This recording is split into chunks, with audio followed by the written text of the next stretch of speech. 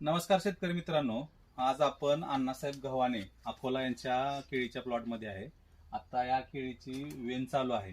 तर वेन झाल्यानंतर घडाचं व्यवस्थापन आपल्याला कशा पद्धतीनं करायचं आहे त्याच्याविषयी माहिती देण्यासाठी आपण हा व्हिडिओ आज बनवत आहोत. तर वेन आता तुम्ही बघू शकता, वेन झालेली आहे. ह्याच्यामध्ये 1 2 3 4 5 6 7 8 9 10 फण्या आहेत. 10वी फणी ही गोंडा फणी आहे. गोंडा फणी म्हणजे काय, की फणीमध्ये अशा प्रकारे छोटी छोटी केळं आलेले असते.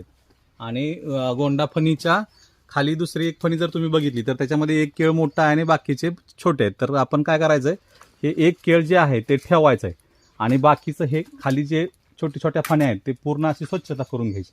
म्हणजे जेणेकरून काय होतं, ह्याच्यामध्ये डास आणि छोटे छोटे जे कीटक असतात ते ह्याच्यामध्ये जास्त प्रमाणात राहतात आणि हेच उठून नंतर आपल्या मालाला दंश करतात.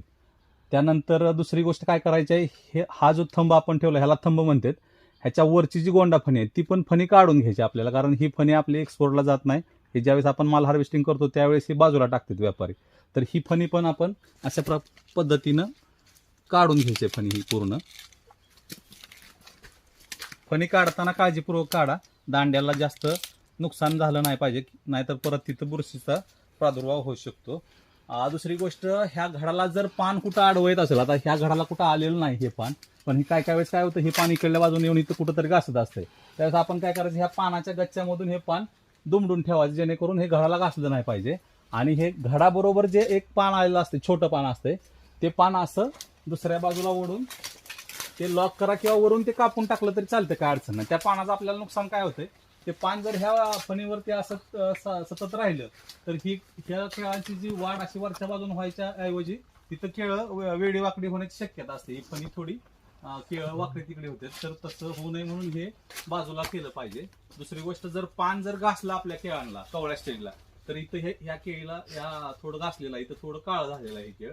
तर असं स्पॉट येऊ नये म्हणून ही घडाची स्वच्छता करून घ्यायची. पूर्ण आजूबाजूची पानं काढून असा घड रिकामा करायचा, जेणेकरून आपल्याला आता घडावरती फ्रूट केअरसाठी म्हणजे एक्सपोर्टसाठी आपल्याला ह्याच्या फवारण्या घ्यायला लागतात, डासासाठी किंवा तांबेरा वगैरे येऊ नये म्हणून.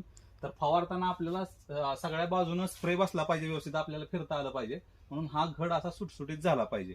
आणि हे जे कमळ आहे ते कमळ साधारण जे आपण एक केळ ठेवलेलं आहे, ह्या एक केळाच्या खाली एक वितभर वाढू द्या.